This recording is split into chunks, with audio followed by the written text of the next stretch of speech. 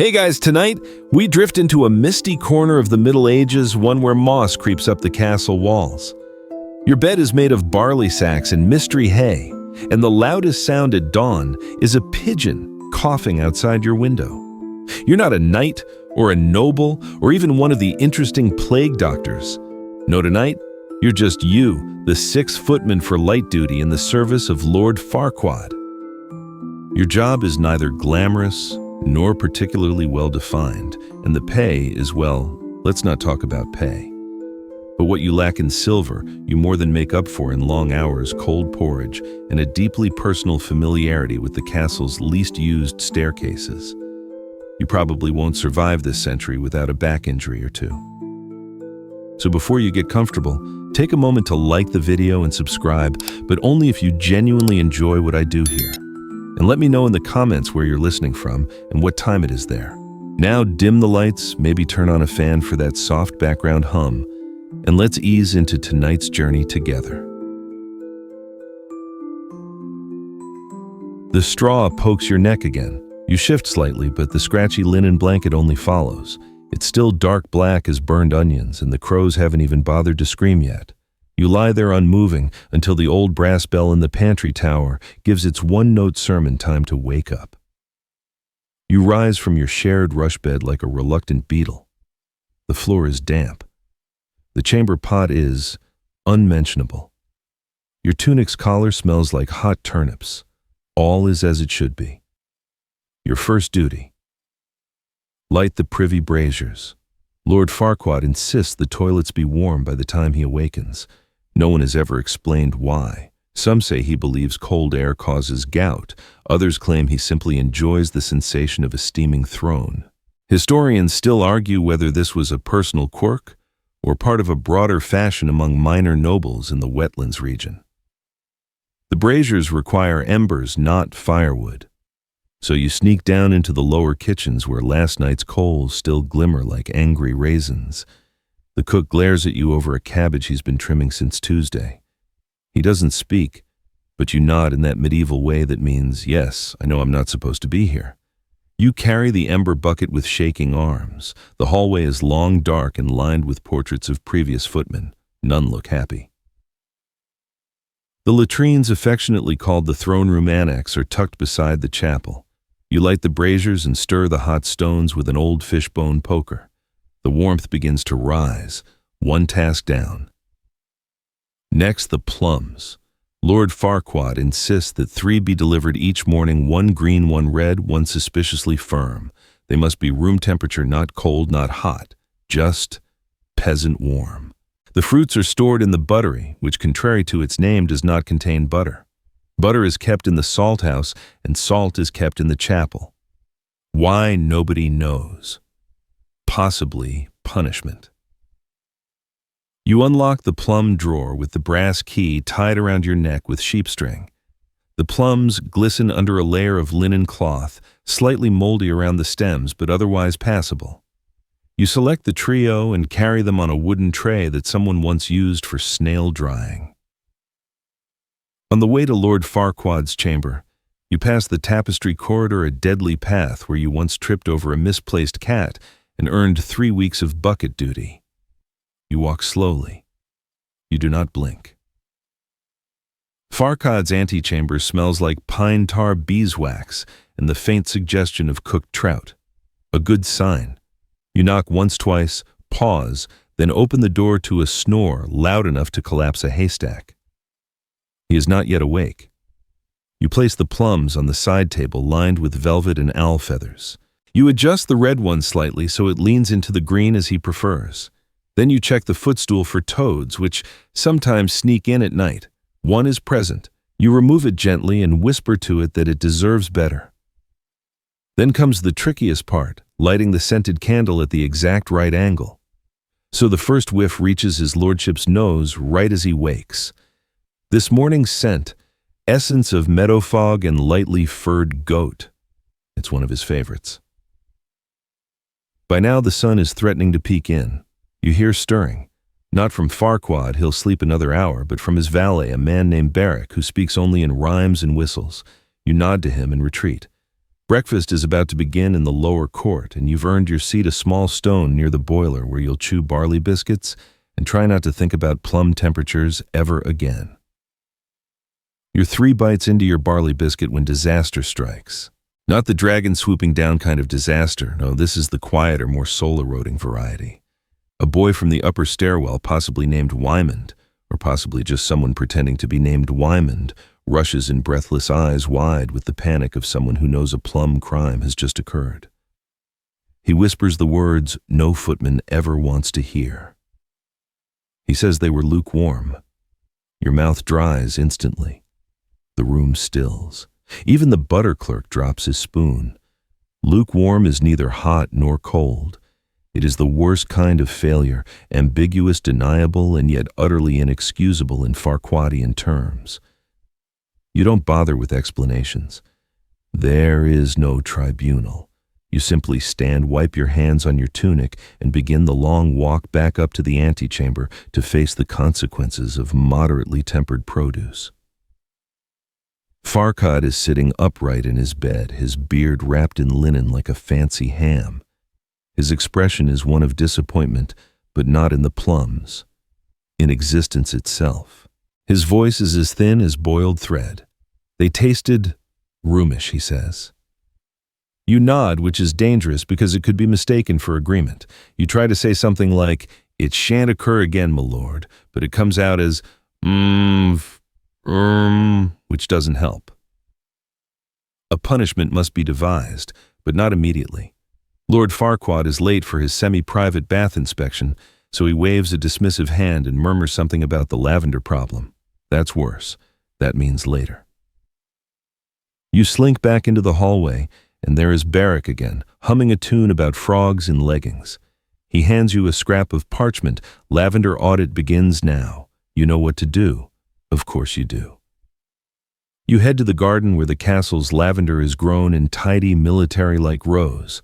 Your task, identify the correct strain of lavender to be used in Farquaad's embroidered drawer sachets. You've been told that only lavandula angustifolia will do, but the gardener insists he planted lavandula dentata because it smells cheekier. Historians still debate whether the differences between the two are real or the invention of a particularly vengeful apothecary. You pluck a sprig and sniff. It smells like lavender. The second one smells the same. The third smells faintly of cabbage. You pocket it anyway. You now need to bring this lavender selection to the maidservant who is steeping linens in the southern boiling pot. But when you arrive, you discover something odd, a single chicken standing directly on top of the linen vat. Eyes closed, meditating. No one knows where it came from. You are not paid to question poultry, so you shoo it gently away. It does not move. You try humming. Still nothing. Eventually, you bribe it with a pea and a prayer, and it flutters down with an indignant squawk that will later be described in the castle records as emphatic. You hand the lavender to the washer, who sniffs it and says nothing. She simply nods once and throws it into the pot like an accusation. Returning to the inner courtyard, you're summoned again. A page in purple hose and a regrettable hat informs you that the soot report is overdue. You sigh. The soot report. Of course. Every week, someone must assess the castle chimneys for soot cohesion, which is something the Lord once read about in a miscopied Roman engineering scroll. You collect the soot measurement spoon, a bent ladle, and ascend the south tower. On the way, you pass a window with a view of the eastern moat. A goose is standing perfectly still on a rock. You make a mental note, ask someone if that goose belongs to anyone. You reach the top and thrust the ladle into the chimney's throat. It returns half full of soot plus a tiny metal button, possibly from a jester's jerkin. You record this on a wax tablet with the words adequately clustered, non-threatening. Then, back to the scribe who doesn't really care about soot but enjoys your visits because he collects words that sound like diseases. Today, he asks if you've come down with flinderfluff, which you assure him is just a seasonal twitch. As you walk away, you hear the faint notes of someone practicing the lute in the north hallway, a small comfort in a castle filled with soot poultry diplomacy and lukewarm fruit scandals. You're starting to think this isn't the worst job you've ever had. By the time the sun tips lazily past its highest point, the castle is heavy with the sound of scraping chairs dribbling soup, and the occasional low muttering about why the banisters feel clammy. Midday in the service of Lord Farquaad is not rest. It is not even really lunch. It is what scholars might call a sustained episode of ceremonial inconveniencing. Your own noonday assignment, scroll sorting. The Lord's personal chamber of documents, referred to by staff as the room of mild paper anxiety, contains some 400 parchments in various states of curling. Many are blank. Some are receipts for things that almost certainly never existed. E.g., one unicorn brush, scented for underarms. One is signed King Farquaad, though your lord has never technically held a crown, just a collection of ornamental thimbles. You are to organize these scrolls into relevant and irrelevant, though no one has explained which is which. You begin your task with the measured precision of someone who knows it will never be finished. A single scroll details the castle's egg-to-sparrow ratio over a 7-year period. Another contains only the phrase, "Note, never trust a man with 2 names," repeated 11 times. Scholars still argue whether this scroll was meant as a warning, a riddle, or simply the result of a scribe who ate too much fennel. Just as you finish sorting a bundle marked various damp affairs, a knock sounds at the door. It's Chadwick, his name pronounced as if he's apologizing while sneezing, carrying a note from the steward. The hallway apparently has begun to echo too much. You follow Chadwick to the second-floor corridor and stand very still. Sure enough, your own footsteps bounce back at you with troubling enthusiasm. The echo is louder than it used to be. This is not your job, technically, but since no one else is available to investigate acoustic anomalies, it has fallen to you. You try placing a rug in the middle of the hallway. It helps slightly, then a chair. Then you hum a small tune, Ode to Warm Porridge, and note that the E-flat comes back sharper than expected. Lord Farquaad passes by just then on his way to inspect a newly embroidered handkerchief. He pauses. He listens. Then he nods solemnly. "Very echoey," he says. "Yes, my lord," you say, hoping that will be the end of it. It sounds like someone clapping underwater. You agree, though you've never personally heard underwater clapping. He nods again and continues walking. You consider this a win. You return to the scroll room to find a cat asleep in the highly relevant pile.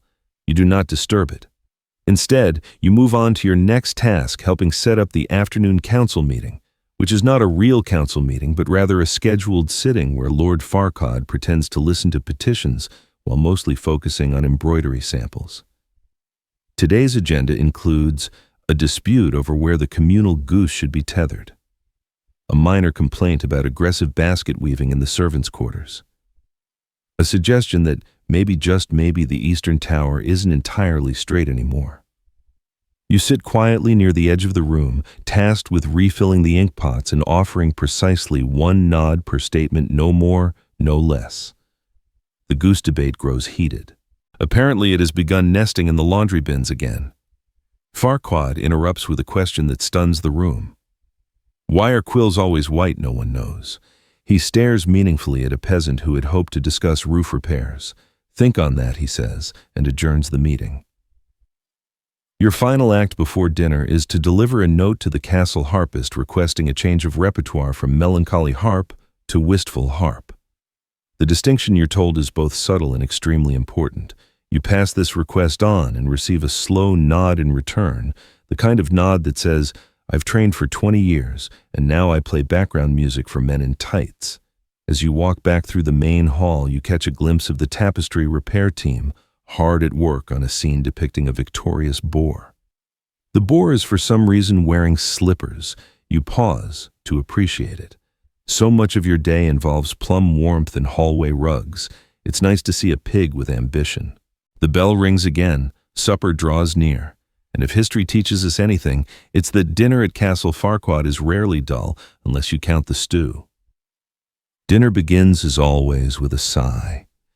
Not from you or the kitchen staff, or even the long-suffering ladle-bearer. No, the sigh comes from Lord Farquaad himself, who makes a point of exhaling deeply each evening as he lowers himself onto his elaborately carved dinner throne, as though the burden of selecting between two nearly identical broths is one only he can bear. You meanwhile are in the shadows behind the third torch, sconce holding a ladle and wearing what might technically be a napkin tied around your head. Your task is simple taste test every dish before it reaches the Lord's goblet-shaped mouth.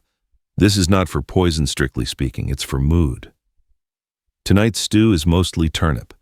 There is a single suspicious lump that might be beef or might be regret. You sip it, nod solemnly, and declare it suitably broth-like. The cook, whose beard is now braided around his left ear for fire safety, gives a thumbs up and shovels the rest into the Lord's pewter bowl. Then comes the gravy. No one quite knows what's in the gravy, not even the cook. It changes nightly depending on what's found behind the flour sacks. Tonight, it's tinged green, which usually signals parsley or despair. Farquaad sniffs it and makes a sound like someone remembering a disappointing birthday. You begin preparing your apology scroll just in case. Your next duty is to oversee the pillow discourse. Once per week, Lord Farquaad invites a knight to night. It's Sir Melvin the Blunt to compare notes on pillow firmness. This evening's conversation veers wildly between goose-down density neck stiffness and whether it's socially acceptable for a man of noble standing to need the squishy one. You stand beside them, holding the sample pillows like sacred relics, nodding whenever someone says lumbar. Sir Melvin finally settles on the one with the paisley smirk and retreats to the corner to eat a sad-looking pear.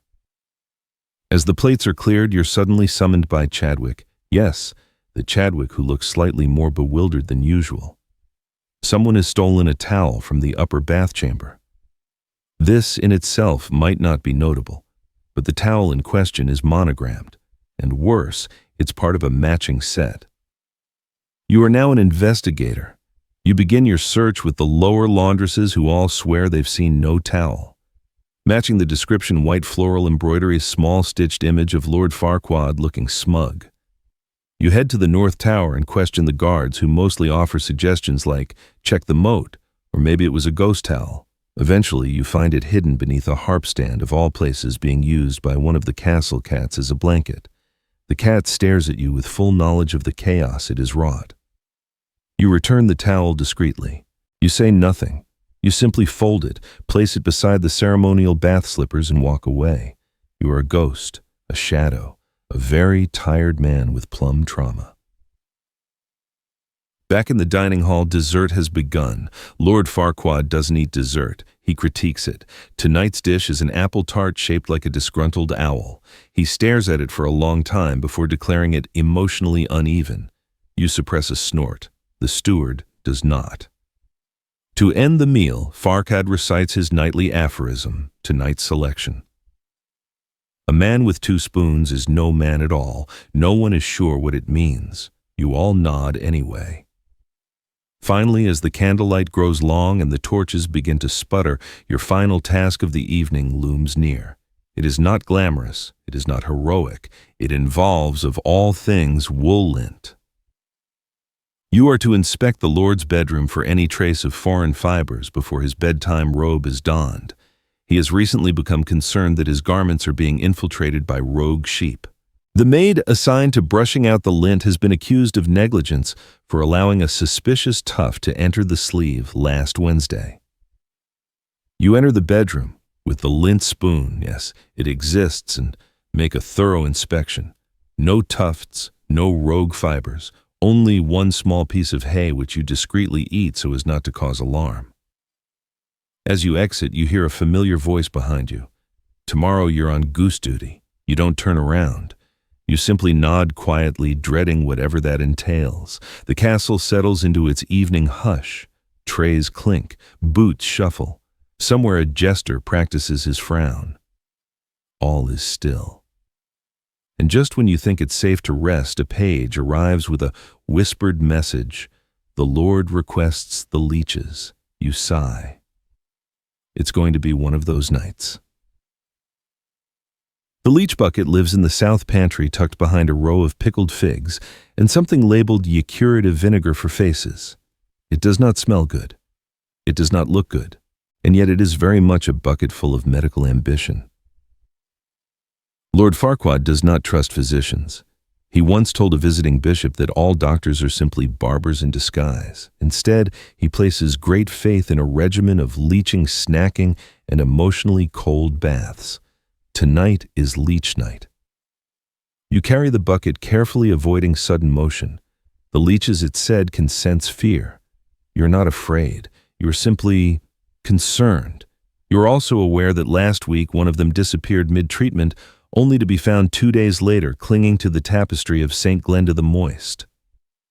Farquaad is already in bed, propped up by 4 goose-down pillows and what may technically be a tax ledger. His nightgown is adorned with tiny embroidered otters. He gestures wordlessly toward the bucket. You approach like a priest with incense. The application process is, well, let's say delicate. The leeches must be placed in a precise triangle, one just below the left kneecap, one near the right elbow's wind groove, and the last somewhere on the lower back depending on mood.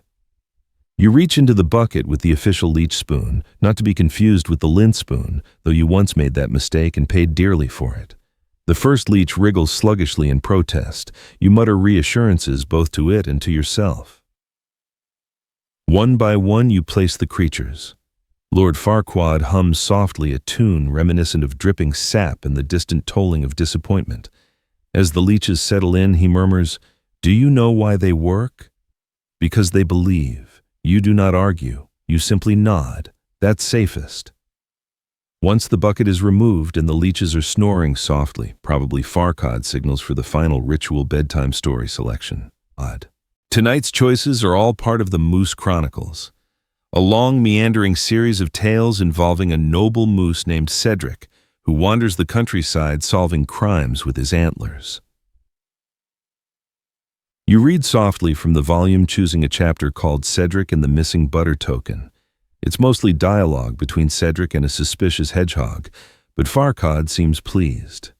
He sips his chamomile broth and chuckles, once an unsettling, papery sound.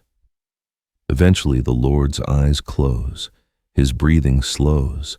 One of the leeches slides off with a plop and is caught mid-air by the valet, who waits silently in the shadows like a professional. You bow once, twice, and retreat from the room with your arms full of linens, towels, spoons, and questions. Outside, the night has truly fallen. Stars blink lazily overhead. Somewhere in the distance, a cow sighs.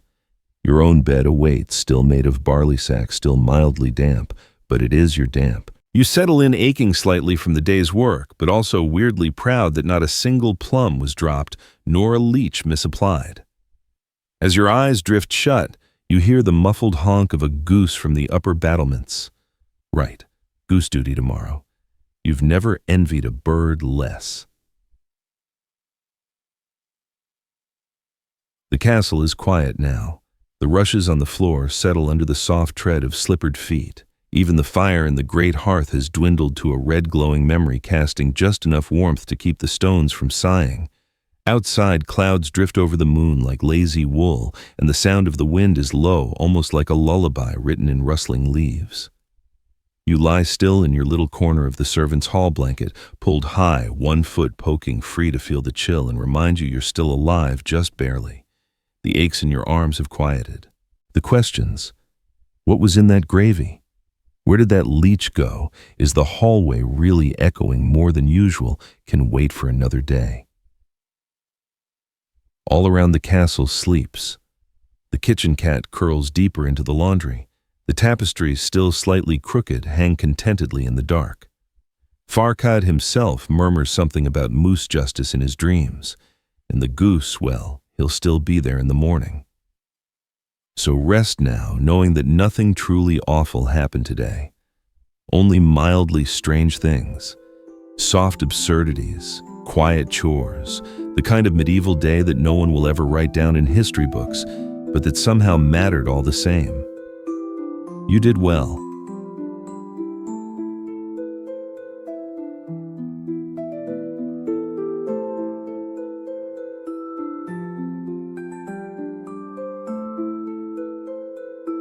You're standing on a crooked cobblestone lane that smells faintly of turnip broth and burnt feathers. The town is Saint-Frobert, tucked away between two reluctant hills in a swamp that hasn't dried since 1179. It is by most accounts a very ordinary medieval village. There are goats, of course, several dozen, a baker named Guillaume who is slightly afraid of fire, and a single public well that's been described fondly as tolerable. But today your attention is drawn not to the goats or the baker, but to the small stone cottage at the edge of town, just beyond the abandoned flax field where children once chased a three-legged duck named Fernand. That cottage, with its unusually clean doorstep and curious absence of moss, belongs to a woman named Morel, though no one calls her that anymore. Around Saint-Frobert, she is simply known as La Savonnée, the Soaped One. It all began innocently enough. Morel was a widow, having lost her husband Renaud in the great beet cart incident of '31. Renaud had been fond of heavy wagons and gentle hills, but not brakes. With him gone, Morel found herself alone, quiet, and very slightly bored, so she took up a peculiar habit washing. Not obsessively, just regularly. Once a week. Sometimes even twice if the skies were warm and the chickens weren't blocking the path to the stream. She would scrub her hands with ash soap. She made herself crush dried lavender into her wash water, and even on feast days, dab a bit of mint oil behind her ears. She wore linen that was white enough to be noticed, though not white enough to be called immodest. Her hair didn't smell like cabbage. Her fingernails weren't black. She didn't cough mysteriously in church. And this, you see, is where the trouble began. Saint-Frobert had always taken comfort in its general dampness, its unpolished ways. No one here looked too closely at anyone's ankles. No one ever asked why the cheese had a tail.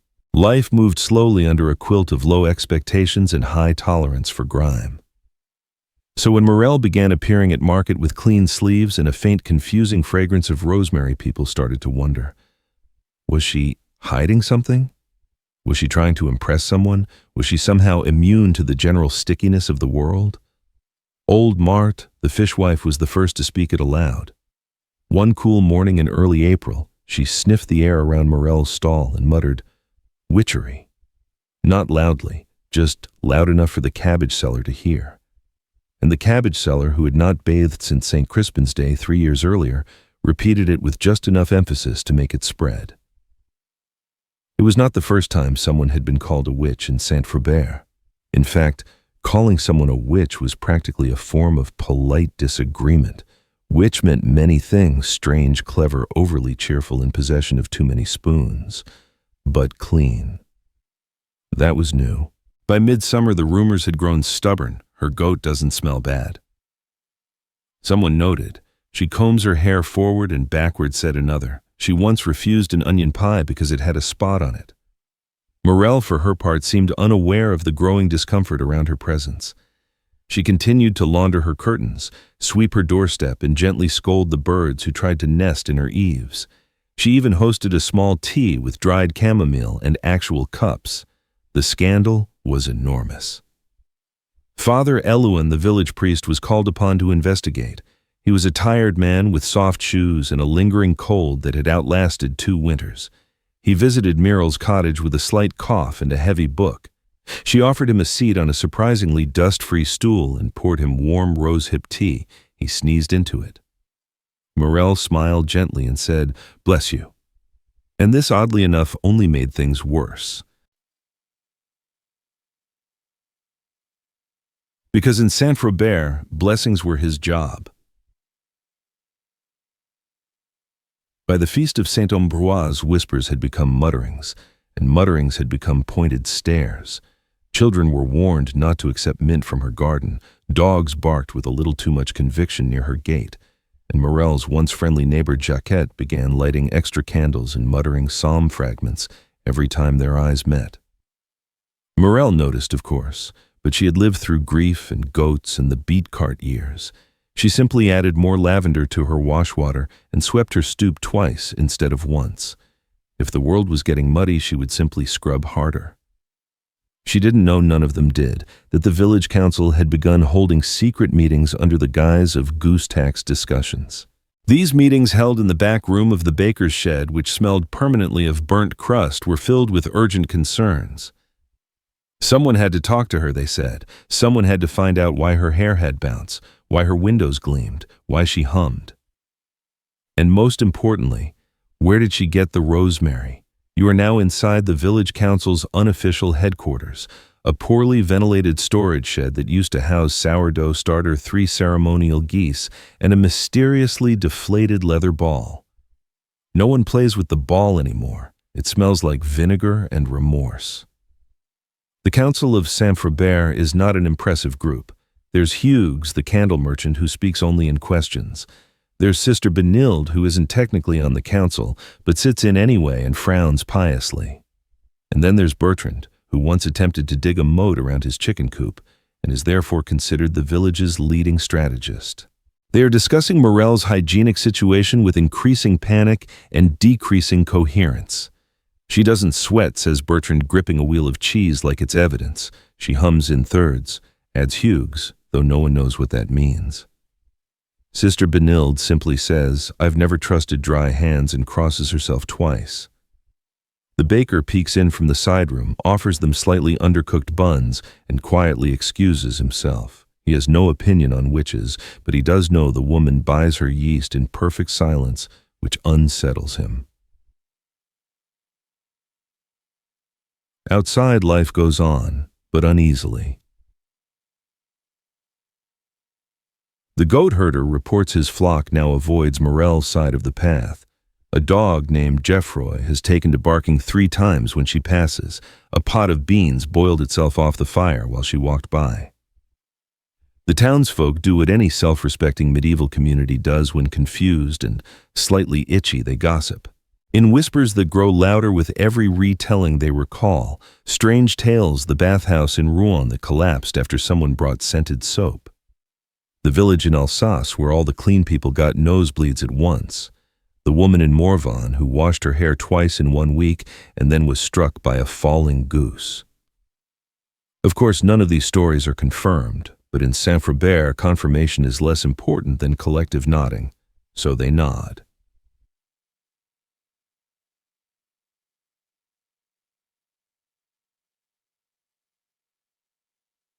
And someone, likely Bertrand, though he denies it later, proposes an ancient, rarely invoked, and deeply informal village process known as le test de la vapeur, the steam test.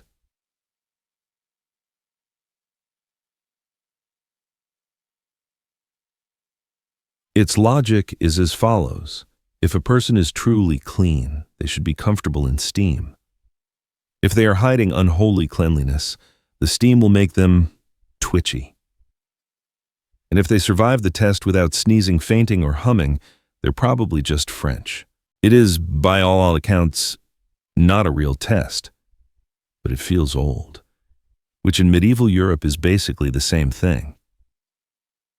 So they drag out the broken bath barrel from the side of the blacksmith's hut. It hasn't been used in years, not since the incident with the eel and the bishop's nephew. They patch its cracks with soft cheese, because that's what they have. They fill it with water from the communal well, which contains 3 frogs and a button, and they heat it over a fire made from old hymnals and goat droppings. And then they send for Morel. Morel answers the knock with her usual calm. She smells of thyme. Her sleeves are pressed. Her expression is that of a woman who has seen at least 4 unhinged things that morning, and doesn't expect this to be the last. She listens to the explanation with a polite tilt of the head, nods once, and walks unaccompanied to the town square where the steam barrel gurgles gently and the villagers have already gathered in poorly aligned rows. Someone sneezes. A duck falls over. The tension is unbearable.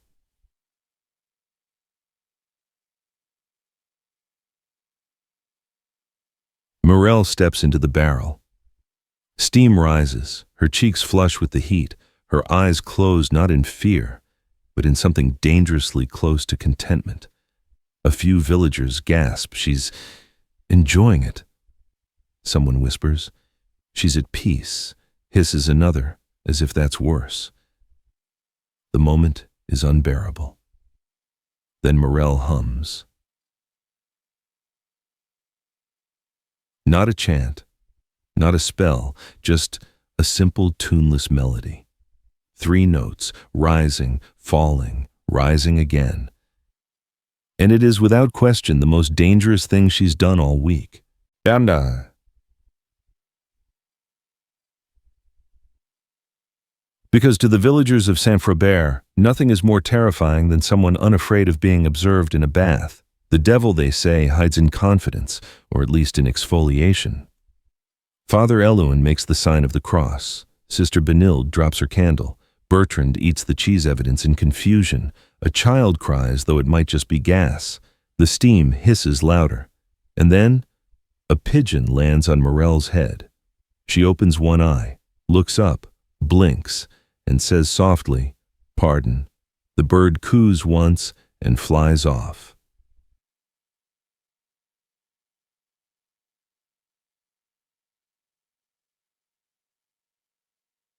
This, as you might expect, changes everything, because no one in Saint-Frobert can imagine a witch politely excusing herself to a pigeon.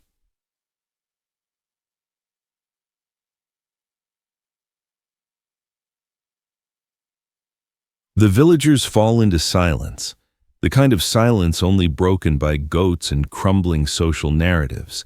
The steam test is deemed conclusive, which again in medieval terms is basically innocent enough to avoid fire. Morel is allowed to return home slightly damp, entirely unshaken. She thanks them for their concern, their time, and the extra rosemary that someone anonymously leaves on her doorstep the next morning. She does not mention the barrel, the pigeon, or the nervous man with cheese on his tunic. Instead, she goes inside and makes a small pot of thyme tea.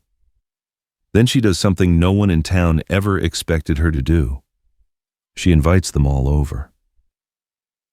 You are now standing reluctantly on the cleanest rug in Saint-Frobert. It's made of woven flax, sun-bleached linen strips, and something that might be goose down. It doesn't crunch. It doesn't smell. It lies flat. No one in the village knows how to react to a floor that behaves. You shift awkwardly, one foot in, one out, just in case the rug triggers something theological. Around you, a quiet assortment of villagers hovers in the doorway of Morel's cottage, holding mismatched cups and pretending not to be impressed. There is tea, actual herbal tea, steaming gently in clay mugs that have not been used previously for ointments or pickling. There are biscuits soft in the middle and faintly sweet with ground hazelnut. And there is no visible soot.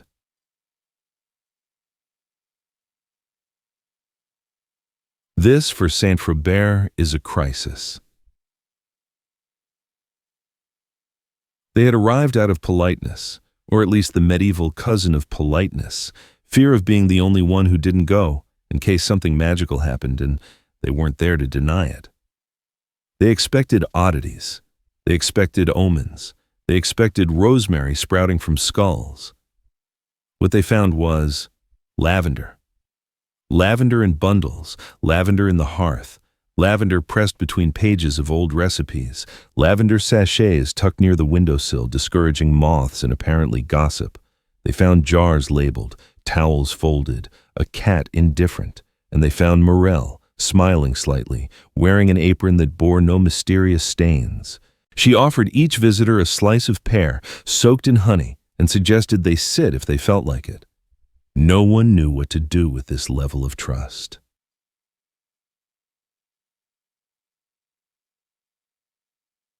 Then came the leeches. Not from Morel, of course, from Hughes, the candle merchant who had brought them just in case. He claimed they were truth-suckers, a phrase he invented on the walk over. The idea, as hastily explained, was that if someone lies while holding a leech, the leech would react. He did not specify how, nor did the leeches. He placed the small jar of squirming doubt in the center of the table and looked meaningfully at Morel. She looked at the jar, then at him, then calmly offered him a napkin. The leeches did not react. Hughes coughed. The cat stared. Someone dropped a spoon.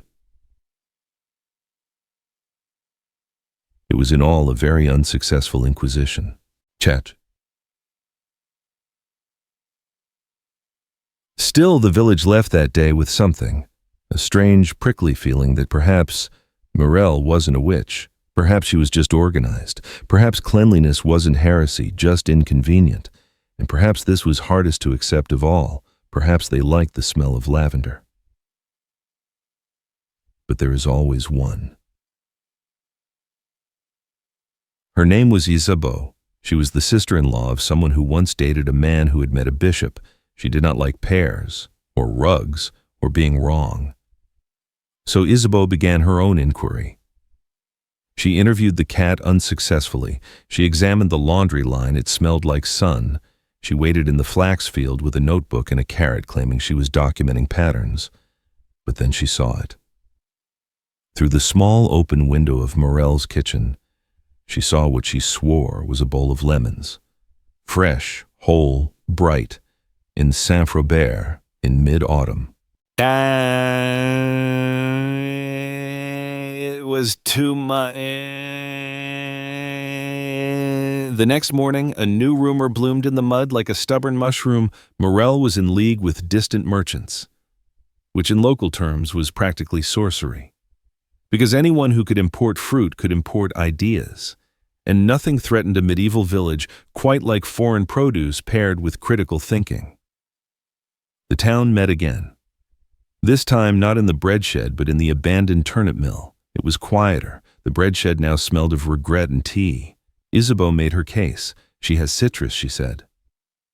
Everyone gasped. She has jars with labels. The room shifted uncomfortably. She hums when she sweeps. Someone whispered, "I knew it," but then Bertrand raised a cautious finger. What if she's just clean? Silence fell over the turnip mill. It was the kind of silence that made goats uneasy and candles go out without wind. Then Sister Benilde, who had been silent for most of the meeting, leaned forward.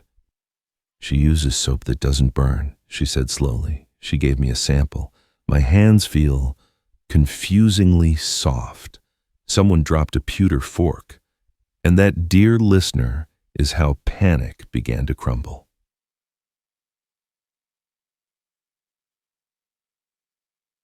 Because now the whispers turned, not into outrage, but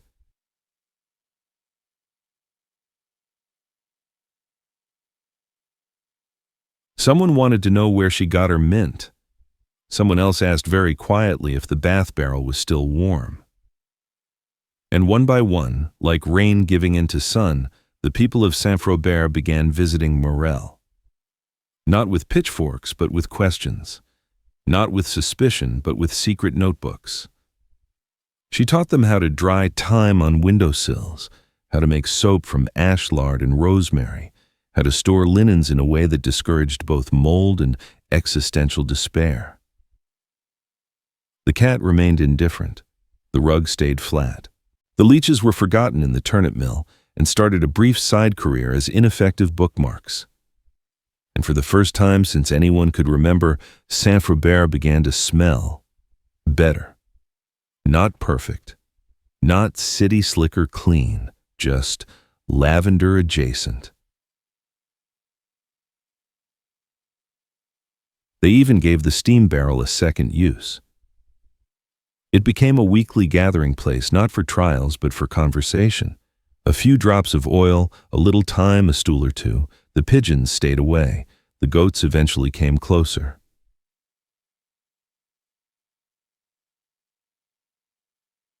And as for Isabeau, she left. Claimed the town had fallen to fragrances and moved to a nearby village famous for its devotion to mildew. They say she was happy there. But no one ever visited.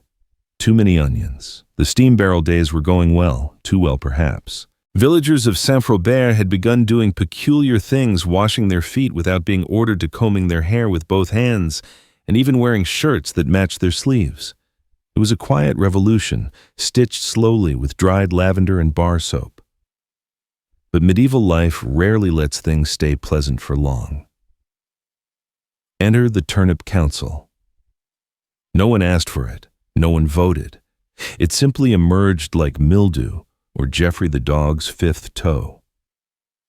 The Turnip Council was led by 3 people: Gerard, the town's official root vegetable counter and inherited position; Dame Marjolaine, who'd recently lost a pie contest and had opinions; and old Tomlin, who hadn't bathed since the moon hiccuped in 1309. They believed that too much change was dangerous, and more importantly, that change without their approval was almost certainly demonic.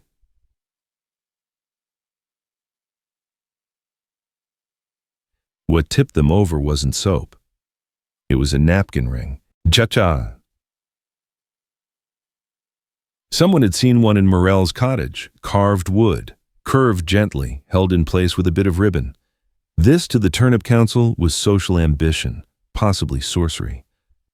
After all, why would you roll cloth unless you were hiding a message, or a hex, or a lemon seed? And so, with a furrowed brow and a hand-carved gavel made from last season's turnip stalk, Gerard declared, "There shall be a trial, a proper one, with chairs and witnesses and at least some yelling." Morel was not surprised. By now she understood the rhythm of Farquaad. Every 3 steps forward were followed by one loud, unnecessary shuffle sideways. She appeared at the trial wearing her usual apron dusted lightly with flour. Her hair was braided, her shoes were dry. She brought 2 jars of preserved pears and a small hand towel in case anyone sneezed. The trial was held in the village granary, which had recently been emptied of wheat due to an incident involving rats and a misread prayer. The acoustics were terrible. The benches wobbled. Someone had mistaken a grain sack for a witness.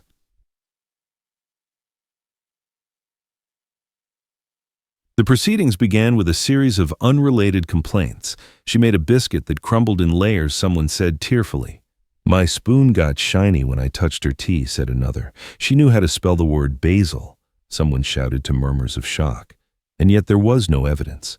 No hex marks, no vanishing cows, no sudden frogs.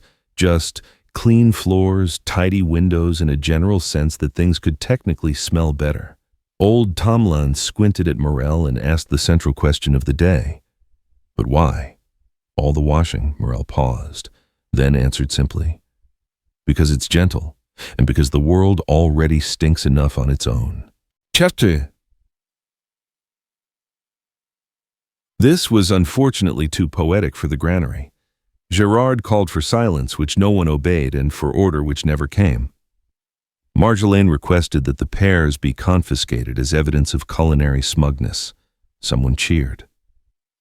It might have spiraled entirely into anger, into firewood, into another incident involving onions. But then something happened. Something small. Something slippery.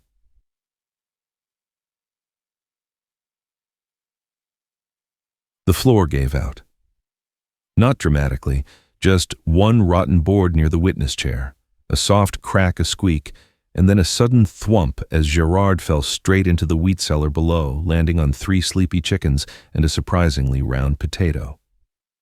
There was silence, then laughter, then clapping, then more laughter, and then unexplainably a small folk song someone improvised on the spot called "Trial by Chicken."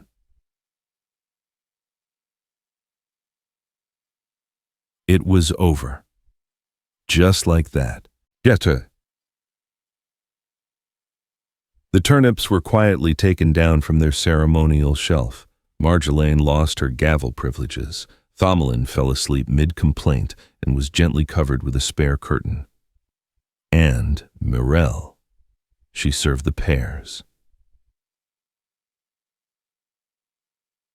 From that day forward, no one dared hold a public trial in Farquaad again, mostly out of fear that someone else would fall into poultry, but also because something had shifted. Not politically, not legally, but emotionally. Clean wasn't suspicious anymore. Clean was invitational. Soon people began forming new rituals, small ones, quiet ones, gentle acts of order and sweetness, a morning cloth on the windowsill to catch the breeze. A jar of rose petals kept beside the town bell. Soap shared with neighbors traded for stories, not secrets.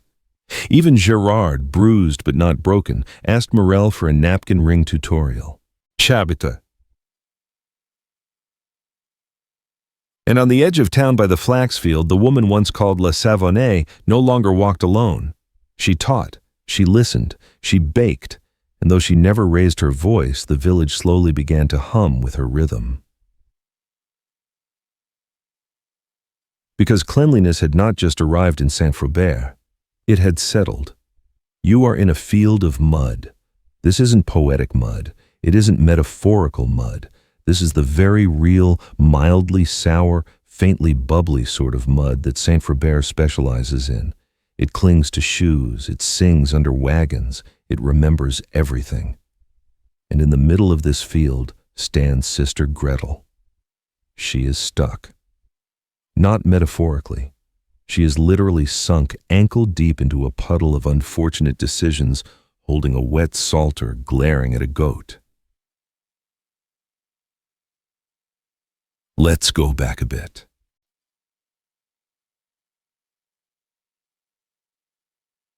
Sister Gretel had arrived from the monastery of Saint Bucklemore, some 3 villages west, known primarily for its unusually severe hymn structure and its refusal to acknowledge Tuesdays. She was short-stern and built like a small barn with opinions. She came to investigate reports of unregulated purity practices, which in practical terms meant Morel. The rumors had spread like soft butter on warm bread, a woman with clean hands, villagers who smiled while sweeping, children who washed voluntarily, lemons. To Sister Gretel, this was not progress. This was a theological loophole. Cleanliness, she believed, was to be endured, not enjoyed. Water was for baptism, and minor burns, not for morning routines. And so she marched into Saint-Frobert with a firm chin, 2 buckets of chalk, and a checklist titled, Warning Signs of Soap Enthusiasm.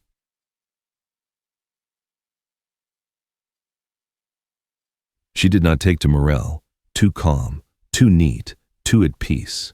Sister Gretel tried to stir suspicion. She claimed the tea was too symmetrical. She said the windows were unnervingly transparent.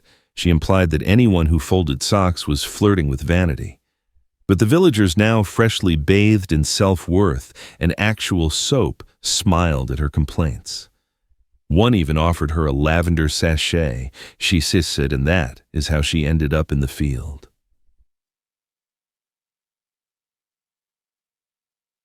Determined to find evidence of dirt suppression, Sister Gretel struck out into the northern flax meadow with a notebook and no guide. She believed Morel had something buried there, a ritual cloth perhaps, a forbidden broom, a pile of suspiciously cheerful garlic. Instead, she met the goat. Its name was Tiberius. It liked to walk in circles, slowly. Gretel tried to shoo it. The goat refused. She stepped around it. The goat shifted. She turned back, and that's when her foot met the mud. Not just any mud, the mud. Locals called it the Weeper, a patch of ground so soft, so determined that even ducks avoided it. It did not swallow people whole, just enough to cause regret.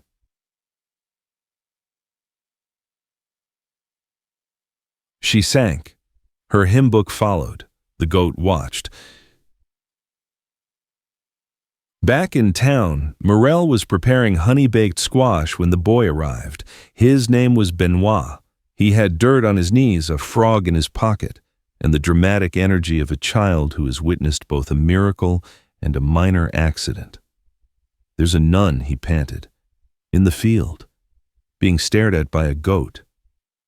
Morel nodded. I'll fetch a rope. And so she did. By the time Morel arrived, Gretel was at mid-calf and vibrating with indignation. She was quoting scripture at Tiberius, who remained unimpressed. Morel quietly offered her hand. I'll need to touch you, she said, with consent. Gretel blinked. No one had ever asked her that. She nodded and was pulled slowly, carefully, with much squelching and a mild goat interruption to safety. She didn't speak at first. Morel offered her a cloth, a clean one, No embroidery, just warm linen. She wiped her hands and sighed.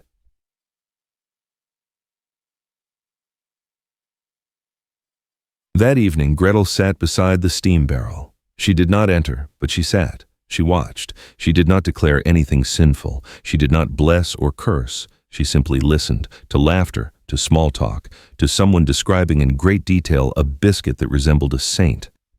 She held the lavender sachet and breathed. She stayed 3 days, and when she left, she took a bar of soap. She did not say goodbye, but she left a note, scrawled in ink that smelled faintly of rosemary and goat cleanliness. I suppose is not always vanity. Sometimes it is kindness made visible. Datte. And that, dear listener, was the last time anyone questioned Morel's habits. The seasons passed, the lavender bloomed, the villagers grew steadily more competent at folding napkins. The steam barrel was eventually replaced by a small bathhouse open on feast days and shared between neighbors. The goat was honored with a medal carved from stale bread. Sister Gretel sent annual letters, always slightly damp, always polite. Morel lived quietly. She taught without teaching, she shared without preaching, and sometimes on quiet afternoons she hummed. 3 notes, rising, falling, rising again. And in Saint Frobert, being clean was no longer strange. It was finally just normal.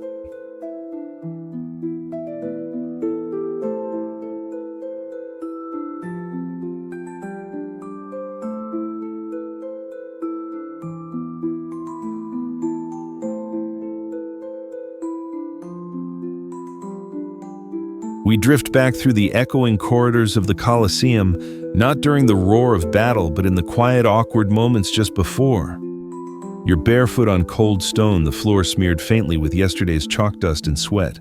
The air hums with metallic clinks low, Latin mumbling, and the soft slosh of something unusual being poured into earthenware mugs. No cheering crowds yet. Just you standing shoulder to shoulder with a few dozen other gladiators, many of whom are absently stretching, yawning, or staring at their sandals. You've been told you're fighting today. Not to the death, hopefully, but someone's definitely going to get a cracked rib. Still, that's tomorrow's problem. Right now, your trainer insists you drink a hot slurry that smells faintly of vinegar, campfire, and what you think might be powdered cow bone. You sip. It's not great. So before you get comfortable, take a moment to like the video and subscribe, but only if you genuinely enjoy what I do here. And hey, let me know in the comments where you're tuning in from and what time it is where you are. I love seeing the sleepy corners of the world gathering here together.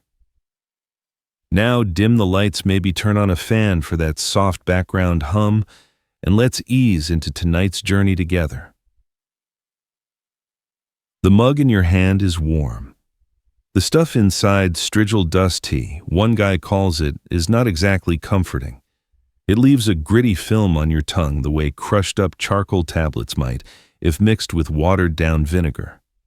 Around you, others are drinking it without complaint. One man, massive and covered in old scar tissue, even smacks his lips afterward like it's mulled wine. That's the first surprise. No one really thinks it's weird. In fact, you're the odd one for raising an eyebrow. This drink is called Pascacinis. It's got a few names, actually. Most gladiators just call it the ash. It's brewed quickly in the early mornings by the Lanista's assistant, a man who seems to live in a perpetual state of mild panic, and served lukewarm. The base is vinegar diluted with water, but the kicker, a heaping spoonful of wood ash, or more often the calcined remains of animal bones. Sometimes bean pulp is added for texture, though that part seems to be more for chewing than nutrition.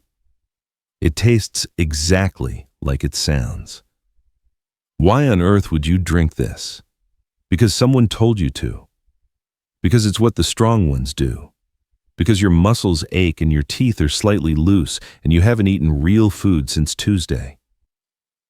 You lean against a pillar, mug in hand, watching two Thracians argue over whose ash was stronger last week. One claims his bones came from a lion. The other says that's absurd. It was probably just donkey.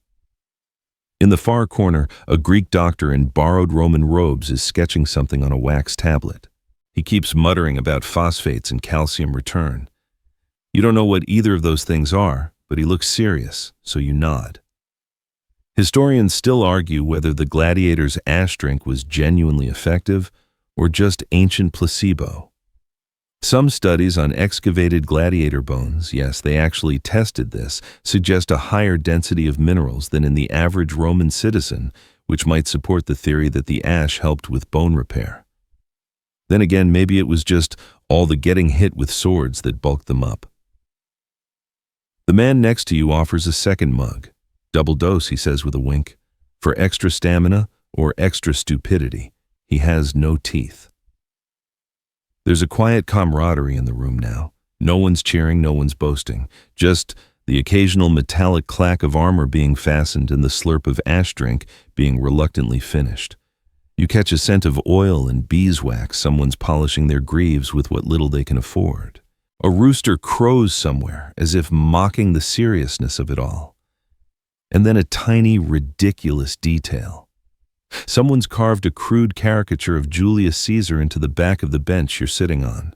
His nose is enormous. Someone's written, "Not my emperor," beneath it in shaky Latin. You chuckle. Quietly. A few others notice and smirk. No one says anything. This is the calm before the crowd. The strange shared silence before the blood and the sand. But right now, all that matters is that awful drink and the hope that your knees won't give out when the trumpet blows. You wake the next morning with the taste of bone ash still lingering faintly on the back of your tongue. Or maybe it's just your imagination after all the stuff has a way of settling into your molars like a chalky memory. Breakfast. Not exactly. Instead, someone hands you a clay pot of yesterday's pascacinis, lukewarm and slightly separated. There's a scum at the top now. You stir it with your finger and try not to think too hard. So what was in this murky miracle tonic? Let's break it down. The Roman diet for gladiators who were often enslaved, low-status fighters was heavily plant-based and rather beige. Barley, gruel beans, lentils, and the occasional dried fig. Meat. Not often. Olive oil if you were lucky. But these men needed strength, endurance, and the kind of bone density that wouldn't crumple on first contact with a trident. Enter ash. Specifically vegetable and animal ash ground finely from burnt bones and bean husks. Some Lanistae, those were the men who ran the gladiator schools, preferred sheep bones.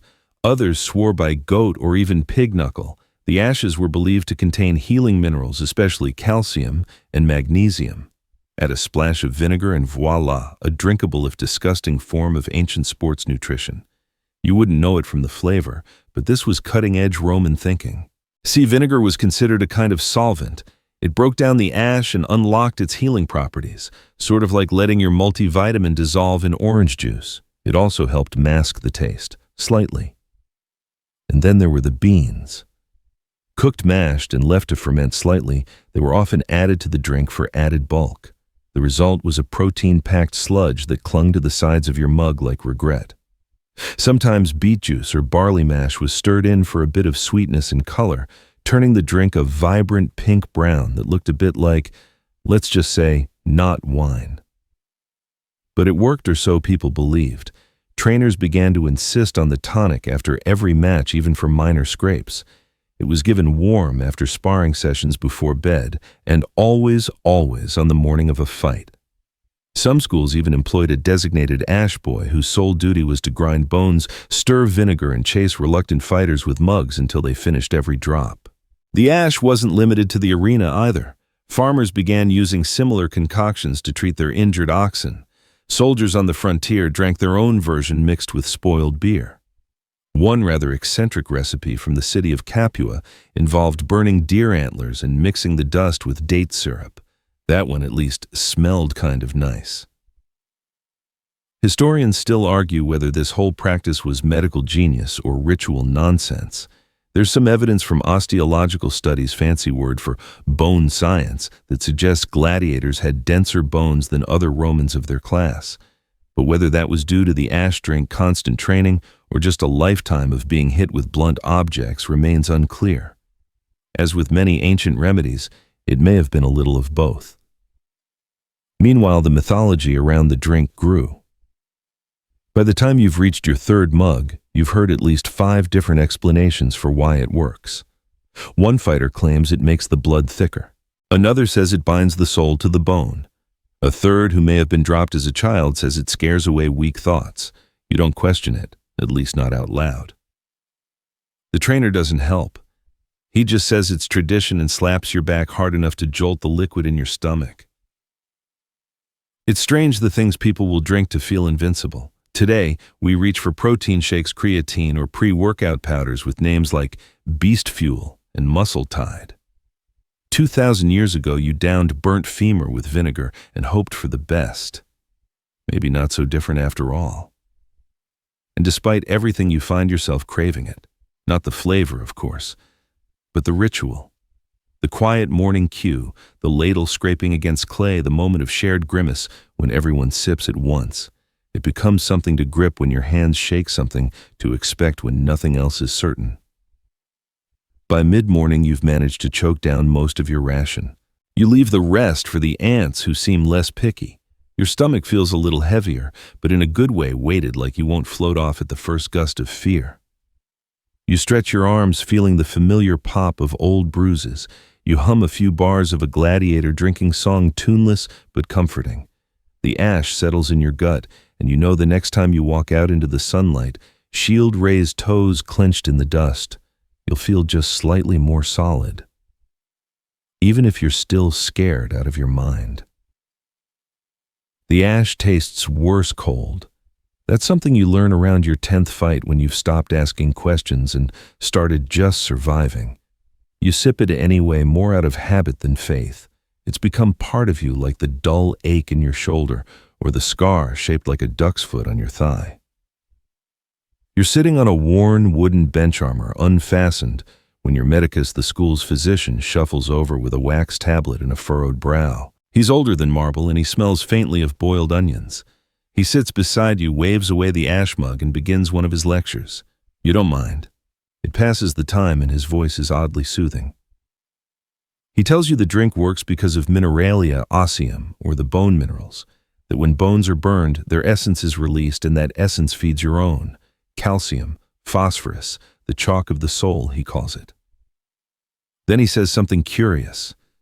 This is not Roman knowledge, it is older. He means it. Some scholars believe the practice of consuming bone ash for strength originated not with Rome but with the Etruscans, or even earlier cultures from the Near East, Babylonians perhaps. Others argue that it was picked up from Greek medical texts, especially those from physicians like Galen or Hippocrates. But of course, those men didn't fight lions for a living. Historians still argue whether gladiator ash drinking had any real connection to formal medicine, or if it was more of a folk custom, part nutrition, part superstition. The line in Rome between science and magic was thin, especially when it came to things you could swallow. Some Roman doctors believed in balancing the body's humors: blood phlegm, black bile, and yellow bile. Bone ash, with its dry and earthy properties, was said to help counteract an excess of moisture and cool temperaments. Others argued it closed wounds from the inside, whatever that meant. Your medicus pauses to pick at his ear, then continues. Gladiators were known as hordearii, barley men. It was meant as an insult, especially from upper-class Romans who gorged themselves on pork and peacock, but you've learned to wear it like armor. Barley men bleed just fine, thank you. The drink helps with more than just bones, he says. It teaches discipline. It binds you to the others. It marks the rhythm of your training. Drink. Stretch, spar, bleed, drink again. Some men take to it like dogs to scraps. Others hold their noses and chase it with figs. A few, usually the cocky ones, refuse entirely. They don't last long. You glance around the training yard. There's Marius, young and still hopeful, muttering a prayer into his mug. There's Droman the Egyptian, who insists on heating his ash with a twist of lemon peel. Where he gets lemons, no one knows. And there's old Tyrus, who claims the drink only works if you yell your own name after finishing it. He's undefeated. You stand and stretch your arms above your head. The sun's high now, beating down on the sand with a lazy cruelty. The arena will open soon. You'll need to be ready. But for now, you just breathe. Behind you, someone's humming again, that same off-key drinking song. You hum along under your breath. Then a whisper of doubt. Does the drink actually help you think back? The time you blocked a heavy mace with your forearm and it didn't snap. The time you were cut just above the knee but healed faster than expected. Or the time you drank double threw up in the bushes and still managed to win by tripping a guy into his own net. Maybe it's not the minerals. Maybe it's just routine. Modern scientists have poked into this mystery as they tend to do. A study on gladiator skeletons from Ephesus in modern-day Turkey showed unusually high levels of calcium, suggesting that, yes, the ash habit might have worked. Other researchers argue it's confirmation bias. The stronger fighters lived longer, so of course their bones looked good. You'll never know for sure. No one does. And maybe that's fine. Because sometimes belief itself is a kind of armor, the same way tying your sandal just so or spitting in the dirt before a match makes you feel steady, unshakable, ready. You toss the last dregs of your drink into the sand. A small beetle crawls out from under a rock to inspect it. It retreats almost immediately. Smart beetle. The medicus rises slowly, joints cracking like dry twigs. He pats your shoulder. Drink again after he says. You nod. You probably will. There's no ceremony to it. No sacred chant or secret rite, just bones vinegar and a bit of bean mash, a drink made from fire and leftovers, but somehow it sticks with you, like grit in the teeth, like songs in the bones. You run a hand over your shield. It's worn smooth at the edge, nicked by dozens of blades. You've painted a crude fish on the front. No meaning, really. It just makes you smile. Someone calls your name. Time to move. You roll your shoulders, steady your breath, and take your first steps toward the gate. The ash, now warm in your gut, settles like a quiet drumbeat. You're crouched in the shadowed tunnel just before the arena sands. Dust floats through sunbeams like lazy ghosts. The heat smells of iron and old sweat, but there's another scent beneath it, tart and smoky. One of the Gauls is warming up with slow shoulder rolls and humming a battle song that might have been passed down from druids. The big guy next to him finishes his ash drink in one dramatic gulp, then immediately gags. The others cheer. There's laughter, light, nervous, human. You've noticed by now that everyone drinks the ash differently. Some treat it like medicine, some make it part of a personal ritual, and a few gladiators treat it like poetry, which is unfortunate because most of them are terrible poets. Take Cassian the Younger. Every match he recites the same dreadful rhyme before downing his mug. Ash for bone and bone for shield. I drink the flame that does not yield. It doesn't scan, it doesn't rhyme, and it definitely doesn't work. He's lost 7 matches in a row, but he's charming about it and oddly proud of his efforts. Tonight, someone else is taking it further. It's Lentulus, the man who shaved his head into the shape of a helmet. He's standing on a crate holding his mug high like it's a sacred goblet. He chants a long, elaborate toast to the spirits of the fallen femurs. It's unclear whether anyone is listening. You sip your own drink quietly. The vinegar has steeped longer today. It burns slightly going down. You watch them all go through their little routines. The same way modern athletes tap their shoes 3 times or adjust their gloves just so. These are men who expect pain and fear death and yet cling to structure like it's armor. One guy, a wiry Syrian with a crooked smile, always taps the rim of his mug 3 times with his thumb before drinking. Another hums a lullaby his mother used to sing while ladling his dose. There's a murmured superstition that if your drink makes no sound when you swirl it, you'll win the match. You try it. Yours sloshes softly. Good omen. Historians still argue whether these habits were born of genuine belief or just desperate comfort. Probably both. A lot of gladiators came from conquered lands and brought their own customs with them, Etruscan chants, Nubian prayers, Dacian breathing rituals. Over time, everything blended.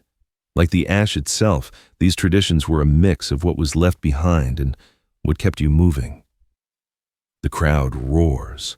A wave of sound washes through the tunnel like the sea breaking over rocks. Someone's match has started. The man next to you flinches and drops his mug. It cracks against the stone floor, and the last of his ash leaks into the dust. He freezes, pale. A long silence. Then an older German fighter crouches down and scoops a bit of his own drink into the broken mug, just enough to cover the bottom. "Half luck is still luck," he says. The young man nods and drinks with shaking hands. That's the thing about this strange, bitter ritual. It makes you feel like you belong. Even if you're terrified. Especially if you're terrified. You remember your first match. How your hands trembled. How the ash sloshed down your chin as you tried to appear composed. And how one man, just a shadowy figure in your memory, now tossed you a fig afterward and said, "Now you're one of us." You think of the smell, now that weirdly nostalgic tang of vinegar and burnt marrow. It clings to everything, your tunic, your breath, your memories. It's the scent of anticipation, of readiness, of pretending you're not scared. The man to your left mutters something in Greek. You don't speak it, but the tone is universal. Let's get this over with. Trumpets blare. The gate begins to creak open. Light spills into the tunnel, golden and hot. You rise to your feet and glance once more at your mug. Empty now, just streaks of gray paste clinging to the sides. You step forward. The drink doesn't make you invincible. It doesn't stop the swords or dull the sand in your eyes. But it's in your bones now, or so you like to believe. The ash, the ritual, the terrible poetry, it's all part of the armor. Not seen, not heavy, but felt. You enter the arena with a strange calm. The crowd is noise, the sun is everywhere, and beneath it all, you carry the taste of something ancient and terrible and somehow reassuring. Ash for bone, bone for shield. The fight ends with a dull thud, your opponent hitting the sand harder than expected, more dust than drama. The match wasn't glorious. Few are. But you're upright and your limbs still obey you more or less. A good day. Back in the spoliarium, the recovery room if you're lucky, the corpse room if you're not, you collapse onto a bench still warm from someone else's aching body. The coppery smell of blood lingers faintly beneath fresh sweat and the ever-present tang of vinegar. A servant shuffles over with a fresh mug. It's still steaming. You take it without thinking. That's the twist. You drink it after the fight, too. Not because you enjoy it, though. At this point, you've developed a fondness for its awful predictability, but because it's said to seal the pain inside. There's no proof, no logic, just centuries of repetition. The bone ash settles into your gut again, still chalky, still oddly comforting. And here's where the drink story gets stranger. You might think it disappeared after the gladiator games ended, but it didn't, not entirely. In late antiquity, certain monastic apothecaries kept versions of the recipe. Bone ash was used in poultices and drinks for stiff joints and melancholic limbs. In 9th century Baghdad, some physicians prescribed a powder of goat vertebra mixed with vinegar and fig juice for soldiers with chronic fatigue. Medieval knights? Maybe. There are scattered mentions of bone vinegar drafts among northern mercenaries, though nothing solid. But by the Renaissance, alchemists had taken it over completely. They believed the calcined remains of animals held the salt of life, a concept halfway between nutrition and soul glue. Even 19th century strongmen flirted with versions of it. A German bodybuilder named Otto Kranz claimed to drink charred cow marrow in wine every Sunday. His mustache was 5 inches wide. Coincidence? Historians still debate whether any of this is real tradition or just inspired reinvention, but the ash kept showing up tucked into folk remedies whispered about in farmsteads, lurking in the margins of medieval cookbooks next to highly suspicious ink smudges.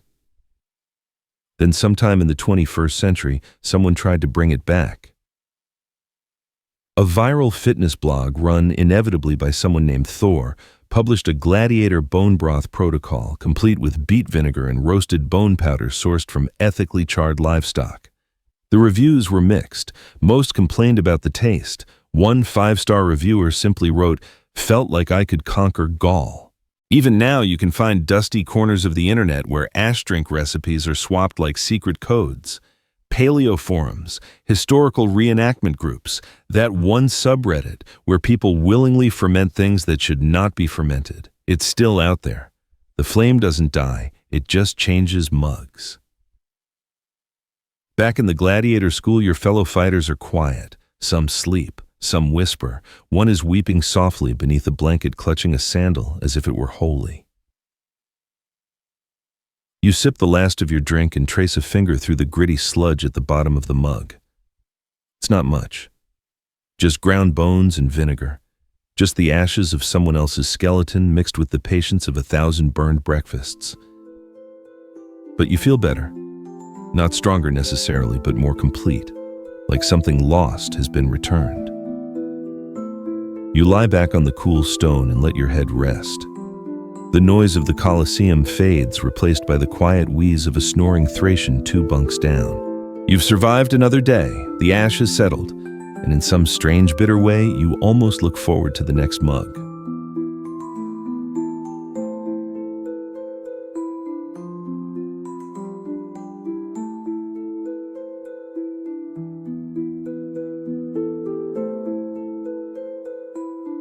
We drift into the foothills of a forgotten range where the air tastes like iron and sheep outnumber secrets.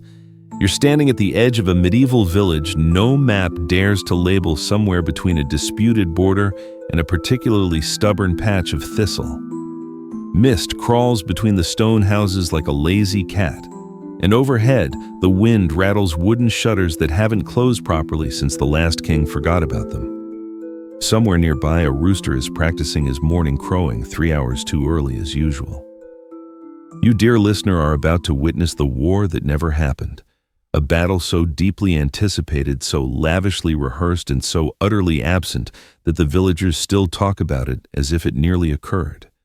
Which, in a way, it did, just never outside their collective imagination. So before you get comfortable, take a moment to like the video and subscribe, but only if you genuinely enjoy what I do here. And while we're at it, drop your location and local time in the comments. I love knowing who else is up at strange hours listening to the military ambitions of unbothered farmers. Now dim the lights, maybe turn on a fan for that soft background hum, and let's ease into tonight's journey together. It began as most poorly coordinated efforts do, with a rumor. Word arrived from a traveling monk who traded blessings for cheese. He mentioned casually between bites that armies from the lowlands were amassing. He might have also said something about a storm, a goat with 2 heads, and a miracle involving soup, but only the military bit stuck. Naturally, panic followed. Your village, perched on a sloping hill and surrounded by nothing more than rock walls and bad decisions, had no real strategic value. Still, the idea of invaders stirred something ancient in the hearts of the villagers, defending their land, protecting their goats, maybe getting new tunics out of the deal. It was all very exciting. By week's end, every able-bodied person had been assigned a battle task. This included standing still in intimidating poses, yelling in low voices, and figuring out how to sharpen farm tools without ruining them for actual farming. The baker was appointed arrow master, despite having never touched a bow. The weaver was tasked with banner design, though she mostly embroidered alarming slogans like, "Get out probably, and we have a ladle." Historians still argue whether this spontaneous martial organization was rooted in genuine fear or just a desperate bid to avoid threshing season. What's certain is that training became a daily ritual. Dawn stretches in chainmail made of linked spoons, evening sprints with buckets of pebbles tied to ankles. There was even a training chant, although half the verses were accidentally lifted from a hymn about Saint Plectrudis and her lost shoes. One afternoon, you find yourself enlisted by your neighbor, a man named David, whose beard is older than some trees to help dig the trench. The trench turns out to be more of a shallow groove, barely deep enough to twist an ankle. Still, David insists it's a vital defensive structure and names it the Ravine of Glory. You nod solemnly. It's better than cleaning the chicken hut. Every strategy meeting ends the same way, with someone suggesting a flaming hay trap and someone else pointing out that all the hay is still needed for the animals. And besides, no one wants to be the one to explain to the priest why half the village burned down preemptively. The priest, for his part, blesses the warriors with water that suspiciously smells like diluted beer. He mutters Latin over a sheep's skull and occasionally waves a turnip as a stand-in for divine favor. You try not to make eye contact. To be clear, no actual enemy ever appears. The road remains quiet, the borders unchallenged. But the drills persist, gaining complexity. Wooden shields are painted with family crests of dubious authenticity. Helmets are fashioned from cooking pots, one of which still smells of leek stew and dignity. At night you lie on your straw pallet sore from a day of rigorous pretend combat. Your arms ache from wielding a practice halberd carved from a particularly uncooperative log. Your legs are covered in scratches from crawling through fox tunnels, which are just irrigation ditches repurposed with alarming enthusiasm. And yet, you feel something else. Something warm, even proud. Maybe it's the camaraderie or the shared silliness of serious faces under crooked helmets. Maybe it's the simple fact that you finally have an excuse to yell to the ditch without being judged. The older villagers watch with a mixture of amusement and mild alarm. They've seen enough actual conflict to know what war truly brings. But they say nothing, letting the younger ones dream of glory and slightly overdone tactics. One woman, Salome the midwife, claims she remembers a real soldier passing through once. He stayed a single night, borrowed 3 eggs, and left before dawn. She's not sure what he looked like, but insists he carried an aura of sadness and a faint smell of garlic. No one disputes her. As the weeks wear on, the village becomes a patchwork fortress of ambition and hay. Lookouts are posted on the hill, although mostly they just nap under blankets and occasionally shout. Still no one just to stay in practice. Training routines are refined, roles are reassigned. You're promoted to rear defense observational liaison, which turns out to mean you sit behind the pig pen and wave if something happens. Nothing happens. But still the idea of battle lingers. It seeps into daily chores, turning firewood, stacking into siege preparation, or cheese making into alchemical weaponry. Don't ask about the curd bombs, just don't. No one quite knows when the war will come, but everyone agrees if it does, they'll be ready. Probably. You wake before dawn as usual to the sound of someone trying to whisper a war song without waking the geese. Outside, dew clings to the grass like gossip, and the cold bites gently at your fingers as you fumble into your makeshift tunic recently upgraded with an extra flap that does nothing but flap. The village is already stirring, banners fluttering limply in the mist, and someone's burning something that smells suspiciously like cabbage but is confidently being called battle stew. Today is Tactics Day, or rather Tactics is painted on the sign hung slightly crooked above the goat shed, now serving as the war room. Inside the council has gathered David the trench digger, Tamar, the former beekeeper turned supply coordinator, and Levan, who once saw a pigeon that looked like an enemy scout and has been treated as a strategic genius ever since. You are handed a piece of hard bread and a small scroll with a drawing of a goose wearing a helmet. This is today's plan. You nod gravely.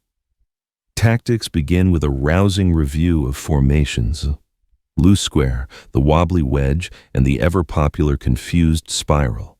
You practice each one twice, tripping over a root and 3 chickens in the process. The chickens are not amused. The spiral ends with 4 villagers stacked in a pile behind the millstone. Someone declares it a victory. To help boost morale, the weaver introduces new tabards dyed with woad and beet juice. The colors are vibrant but wildly inconsistent, ranging from heroic indigo to something resembling despair in fabric form. You receive one that smells like vinegar and hope. Everyone claps politely. Historians still argue whether such drills ever occurred in real medieval peasant villages, or whether this village simply misunderstood a traveling theater troupe's performance about knights. Either way, the villagers take it seriously, very seriously. The pretend enemy, an empty sack on a pole, now wears a straw crown and is referred to as the Dread Duke of Mudwater. You are instructed never to laugh at his name. Mid-morning, you're sent to practice shouting. There's a spot near the south fence where your voice echoes slightly, so everyone gathers there to rehearse intimidating battle cries. After a few awkward starts, someone finally lands on defenden. The cabbages, which gets a cheer. You scream it 5 times, each one louder than the last, until a shepherd 2 hills over sends word asking politely if the cabbages are okay. Then comes camouflage training. Everyone lies in a shallow ditch and covers themselves in leaves. It is surprisingly effective until David sneezes and startles a goat into the ditch, leading to general leafy chaos. The goat is later knighted. There's a brief seminar led by Tamar on psychological warfare. She introduces the idea of unsettling poetry shouted at the enemy. Sample lines include, "Your trousers look like regret, and we boiled your dreams into soup." The results are mixed, but the energy is undeniable. During lunch, you gather around the communal pot, eating something gray and warm, while a young boy named Nico sketches battle maps in the dirt with a stick. One of them appears to involve hiding inside barrels and popping out with loud accusations. You find it brilliant. A visitor arrives mid-afternoon, a traveling tinker with a cart full of broken tools and 3 surprisingly intelligent chickens. He listens to the war plans, nods solemnly, and then trades a bent ladle for 3 arrows made from whittled fence posts. The arrows are ceremoniously added to the village arsenal, which now includes a net full of walnuts, a blunt scythe, and a stick labeled "Do Not Use Emotional." You're sent to patrol the ridge with Levan, who claims he once spotted enemy smoke there. You walk in silence for a while, watching the sun sink behind the trees. It's peaceful. Birds chirp. A breeze carries the smell of pine and distant stew. You ask him what he'd do if an army really did appear. "I'd wave," he says, and then pretend to be a very confused shepherd. Not a bad plan. By evening, preparations turn to defense of the livestock. Each family posts someone near their animals armed with a ladle or a stern look. You draw goose duty again.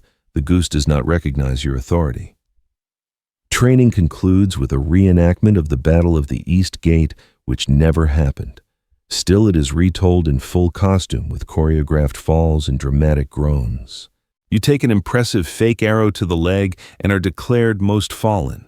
Someone makes you a crown from braided grass. Despite the blisters, the splinters, and the ever-present threat of being beaned by a walnut, there's a strange sense of pride in it all. You sleep in your clothes just in case the call comes at midnight. It won't, but you like pretending it might. The moon rises silver and slow, casting long shadows over the watchposts.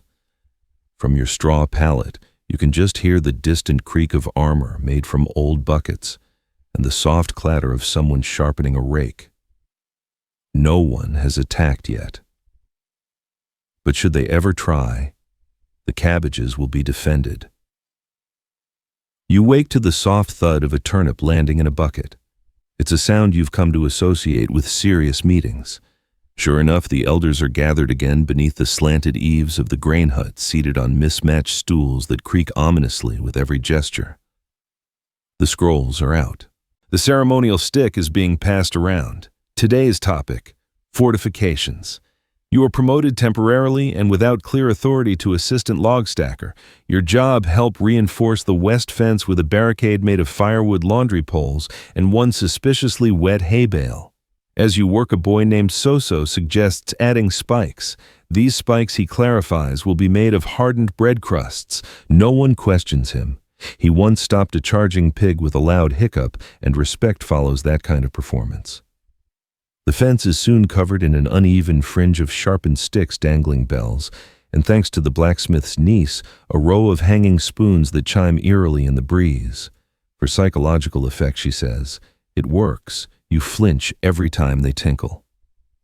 Inside the village, the smithy is a hub of nervous creativity. Horseshoes are being bent into sling ammo. Helmets are fashioned from cooking pots, most with eye holes punched out by hammer and guesswork. Your own helmet is a dented ale tankard tied to your head with twine. It smells like courage and mold. Historians still argue whether rural villages actually invested this much time in military theater, or whether this particular village simply suffered from a profound lack of distractions. Either way, the fortifications grow. The grain stores are rearranged into defensive stacks. The chicken coop is moved to a tactical perch, which is really just the top of the old cart. The chickens are not consulted. You're sent on a scouting mission to the edge of the woods with 2 others. You carry a painted banner crudely depicting a bear fighting a turnip intended to intimidate. It doesn't work on the bees you accidentally disturb. The report you bring back is mostly about bee locations, but it's received with grave nods. After supper, a meeting is held to assign wartime roles. The baker is declared flour captain. The priest is minister of blessings and goat coordination. You are named quarter assistant to the night watch, which you suspect is mostly ceremonial. Still, your tunic is ceremoniously patched with a symbol, a lopsided crescent moon drawn in mud. As the stars come out, you patrol the east wall, which is really just 3 carts pushed together and draped with old cloaks. There's a light fog rolling in, giving everything the faint shimmer of mystery. You listen intently for any sounds of an approaching army and hear only crickets and someone gently snoring inside a turnip sack. At midnight, there's a quiet alert, a shape spotted near the pond. Everyone rushes to arms. Spears, also known as garden rakes, are raised. The horn is blown. It makes a sad wheeze. You peer into the mist and see a sheep. Just a sheep. Wearing a flower crown. Her name is Bella, and she has impeccable timing. The villagers exhale, laugh quietly, and return to their pallets. The smith laughs the loudest, partly because she tripped and now has flour on her chin, but also because there's comfort in the familiarity of false alarms. You lie back down on your straw, still wearing your helmet just in case. Outside, the fog thickens, curling around fence posts like old secrets.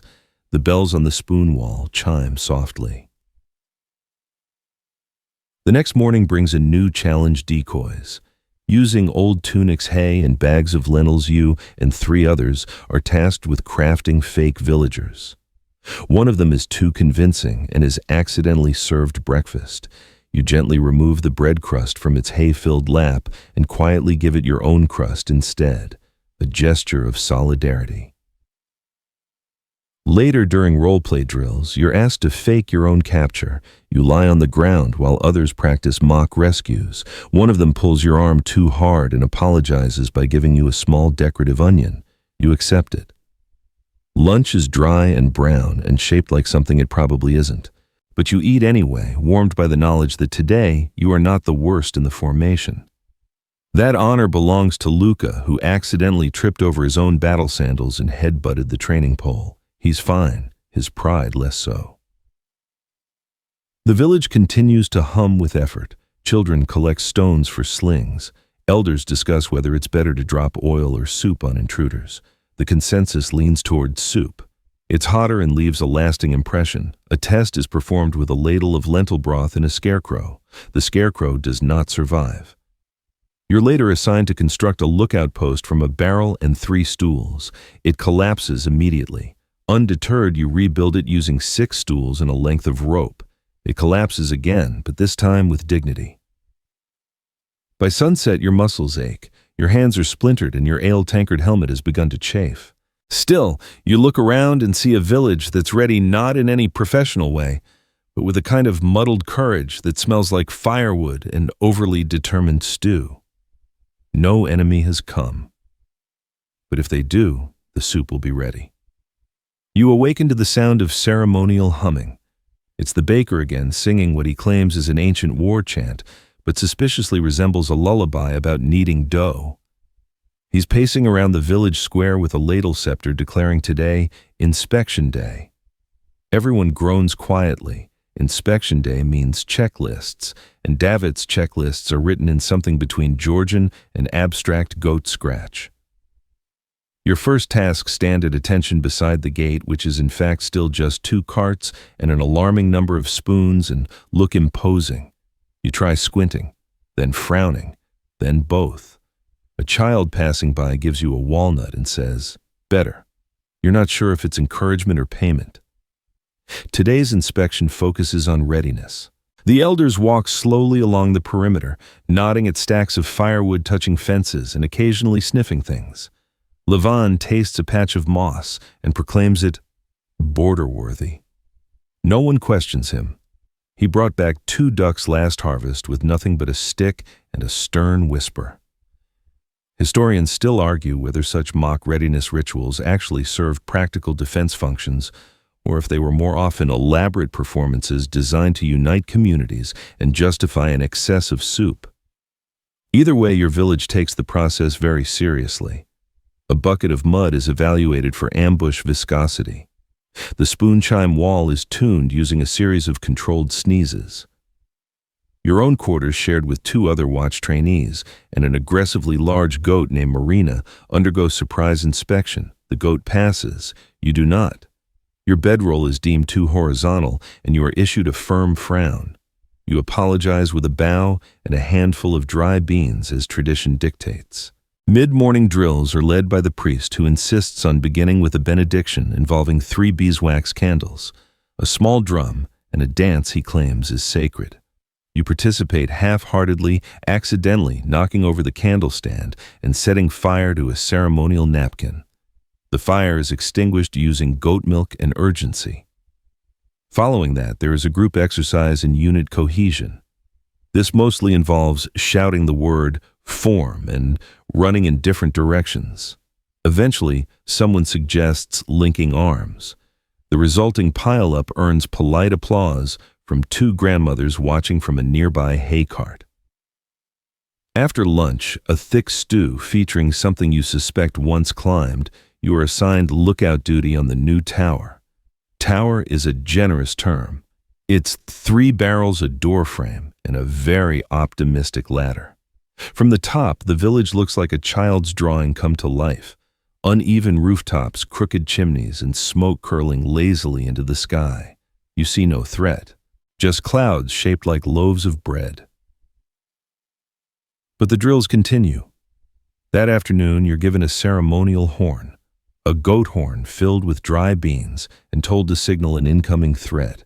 You blow into it. It makes a sound like a goose being startled by philosophy. Close enough. In response, the entire village scrambles into action. Children leap into hay piles. Elders retrieve flags. Someone yells, "Defend the pickles," and 3 pots of fermented cucumbers are relocated to the cellar. It's a drill, of course, but it works. Everyone feels it. A little jolt, a shared moment of pretend peril, and then laughter as the tension slips away. You're reassigned to supply duty, guarding the barrel of lentils and the emergency cheese. You take your job seriously. At one point, you catch yourself whispering tactical cheese inventory under your breath. 2 wheels, 1 cracked possible mold advantage. You feel ready. Later, there's a lecture on field medicine led by the midwife and her cousin the beekeeper. It involves honey willow bark and gentle shouting. You practice bandaging a turnip. The turnip is pronounced stable. Evening falls with a golden hush. The village gathers for the ceremonial what-if storytelling, where elders share tales of battles that never happened but probably would have gone brilliantly. One involves a pig disguised as a baron.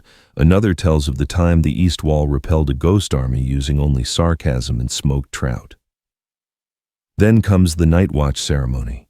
Each watchkeeper receives a token, a pebble dipped in ash, and repeats the oath. "If they come, I shall honk." You say it solemnly, gripping your pebble like a sacred relic. Stars emerge one by one. The villagers light lanterns and hang them along the main path. You help tie the last one with a scrap of blue cloth and step back to admire the flickering trail of tiny flames. No army appears, but there's a strange contentment in the air, as if the act of preparing, of pretending to be ready has conjured a piece of its own.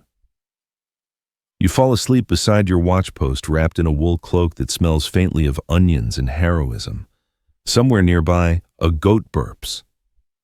You dream of leading a charge not with swords, but with confidence and a well-thrown loaf of bread.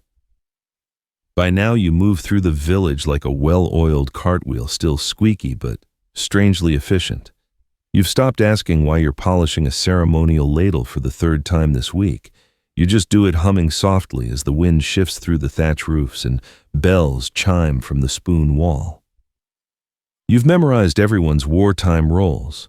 Tamar is now chief of stealth, mostly because she once went an entire morning without anyone noticing she'd stolen all the dried plums. Luca has been promoted to head of loudness. He takes the role seriously and practices by yelling motivational phrases at the chickens. They are on the whole unimpressed. Today is a training day. Again. The word training has become so loose it now includes activities like holding a stick while thinking brave thoughts or walking in a confident manner towards soup.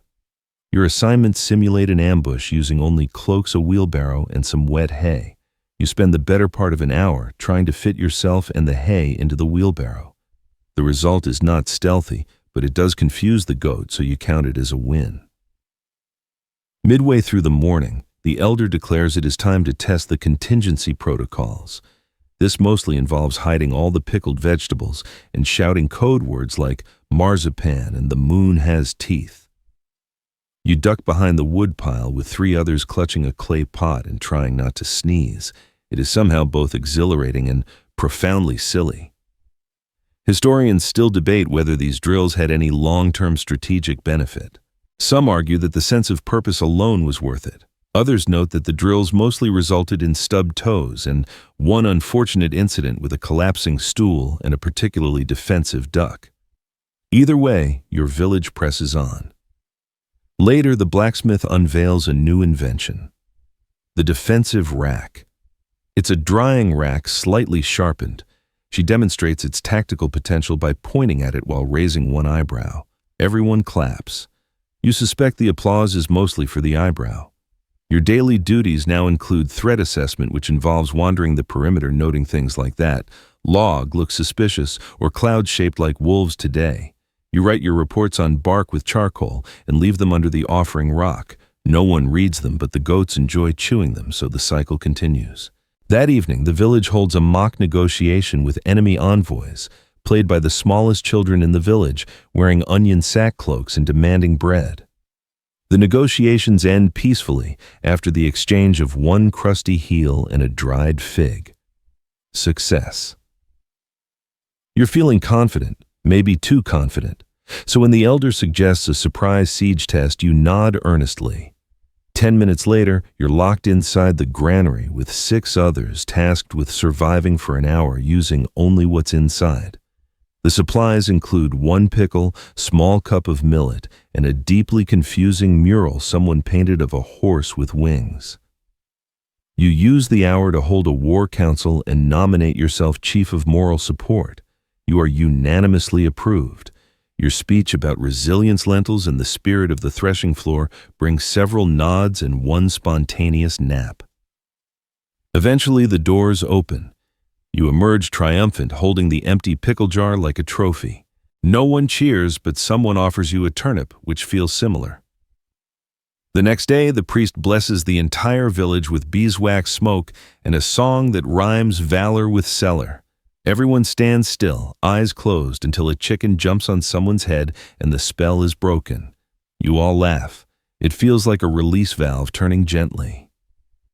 That night, you gather with the others around a fire pit, each person sharing their favorite moment of training. The answers range from when I fell into the flour barrel and no one noticed for 10 minutes to when the wind blew our flag directly into the goat pen and sparked a 3-goat dance. Your own answer is simpler: when no one attacked and we all still showed up.